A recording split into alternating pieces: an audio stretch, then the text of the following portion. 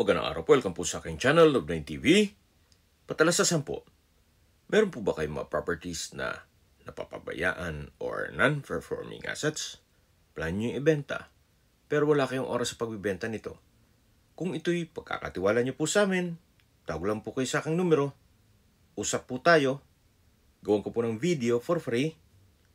Yes, libre po, wala po kayong babayaran. Tutulungan pa namin kayong mabenta ang inyong property.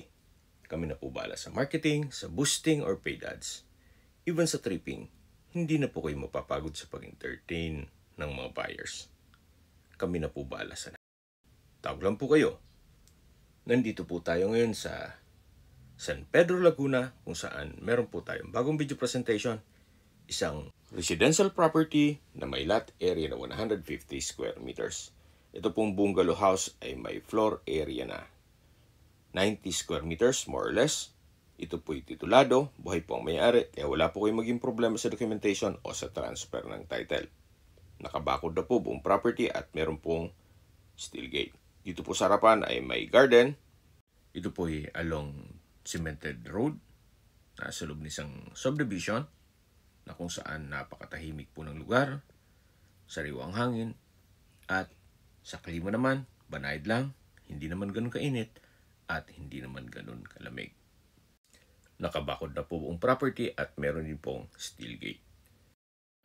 Ito po yung garahe na kung saan kakasya ang isang sasakyan. Lahat pong glass windows ay may security grill. Yan po yung main door at dito naman po yung open lanai. May pocket garden din po dito na may tanim na kalamansi at namumunga na po yan. Dito po sa may concrete fence ay may concrete bench. Then sa dulo po ay may access na gate papunta sa stock room at service area. Tunghayan niyo po itong property, napaganda at wala na po kayong ipapagawa dito. Halos 2.5 million pesos ang ginastos ni Madam para sa renovation ito. Ito pong main door ay worth 23,000. Yan ang nabanggit sa akin. Samahan niyo po ako. Pasok po tayo. Welcome po dito sa bahay ni Madam. Meron na po itong split type aircon. Premium tiles ang ginamit sa flooring. Pulido po ang pagka-finish ng pintura ng ceiling at walls. Ito pong mga gamit na nakita nyo ay hindi po kasama yan. Pero yung split type aircon ay kasama na po. So ito po yung living area o salas. Malaki po ang espasyo. Ito'y high ceiling. Meron po itong roof na kung saan merong spiral stairs. At dito naman po yung dining area na kung saan meron pong sliding glass door papunta sa likod na may open lanai. Lipat na po tayo dito sa may formal kitchen na kung saan sa spasyo, sakto lang. Meron po itong tiled kitchen countertop, high-end na stainless sink with faucet, may drop lights, kitchen windows, wall-mounted wooden rack, range hood, may gas range, kitchen cabinets at storage ng kitchen utensils. Meron din pong pantry. Mula po dito sa kitchen, ito naman po yung sliding glass door na papunta dito sa open lanai. Meron pong garden set at yan po yung master's bedroom na may access door din dyan. Meron din pong mga pocket garden sa palibot nito. At ito na po yung dulong parte nitong property. Ito po ay carpeted ng artificial grass. Dito naman po yung daan papunta sa service area at storage area. Pag diniretso nyo po yan, yan po yung papunta dun sa harapan ng bahay. Yung meron pong maliit na steel gate sa dulo. Yan po yung wall-mounted na metal rack na maximize ni owner itong espasyo.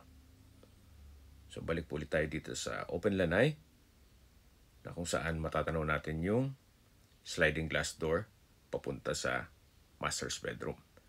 Balik po ulit tayo dito sa loob. Ito po yung dining area at dito naman po yung kitchen na kung saan galing na tayo dito kanina. So mula po dito sa kitchen at dining, ito naman po yung living area. Then yung main door, matatanaw naman natin. Bago po tayo pumanik dito sa spiral stairs, check po muna natin itong common toilet and bath. Kung saan maayos din po ang toilet fixtures, naka-tile bathroom wall, may bathroom sink, water closet, then meron pong shower enclosure, overhead shower, at naka-tile bathroom wall. Okay, labas po tayo. So mula po dito sa common toilet and bath, meron pong family area. Malaki na din ang espasyo nito. May sliding glass window na kung saan sa likod po niyan yung garahe na. Pulido din po ang pagkapintura ng ceiling at wall. Naka-tile flooring. May center lamp. Actually, pwede po itong gawing another bedroom. Ito pong side na to ay ginawang office ni Madam. Meron pong wooden rack. Then, ito naman po yung master's bedroom. Napaganda po ng disenyo, napakaliwalas. Yan po yung sliding glass walls and doors papunta sa open lanai. Meron din po itong sariling toilet and bath. High-end po lahat ng toilet fixtures. Naka-tile bathroom wall. At dito naman po yung shower enclosure.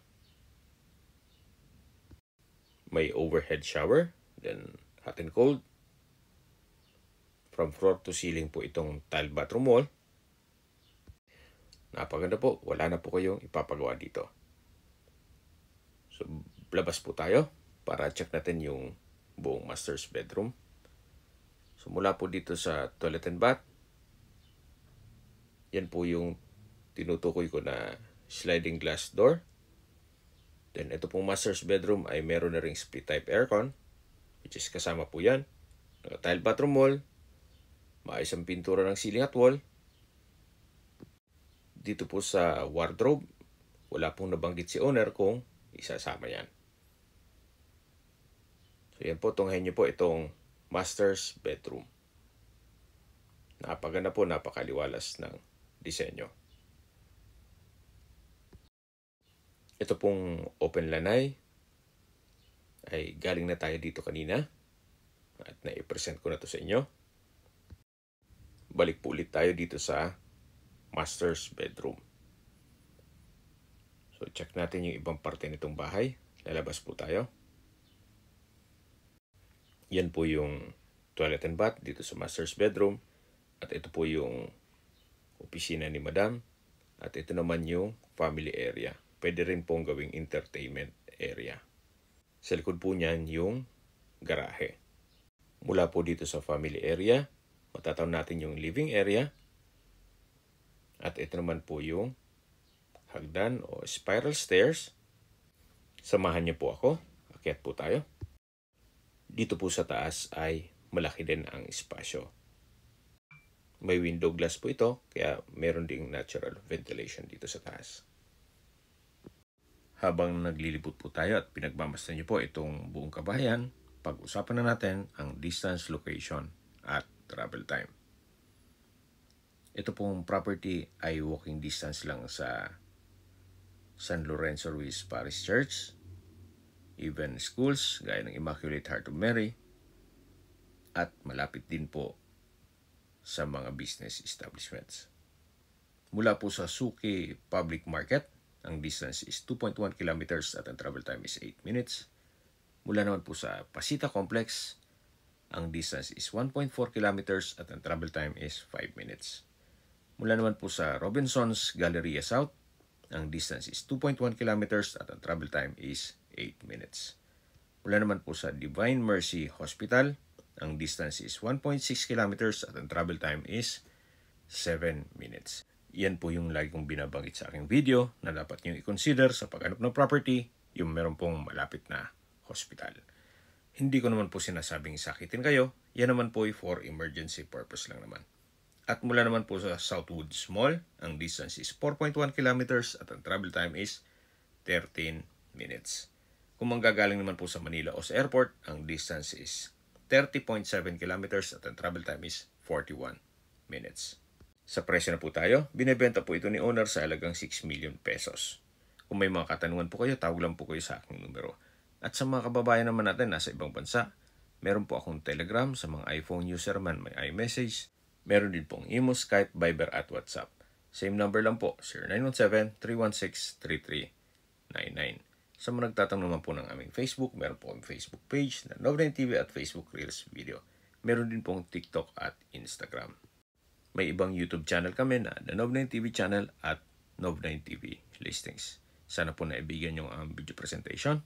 Paki-like and subscribe na lang po sa aking channel para ma-update din po kayo sa aking future listings. Kung sakali po hanap niyo yung mas malaking sukat na lupa, meron din po kami ibang listings na pwede niyong pagpilian. Huwag po kayong mag-atubiling tumawag sa amin, then let us know your budget para malaman namin kung anong property pwede namin alok sa inyo. Sa lahat mong viewers, subscriber at nagtiwala po sa amin, salamat po sa suporta. Ingat po kayo lagi at inyong pamilya. Maraming salamat po.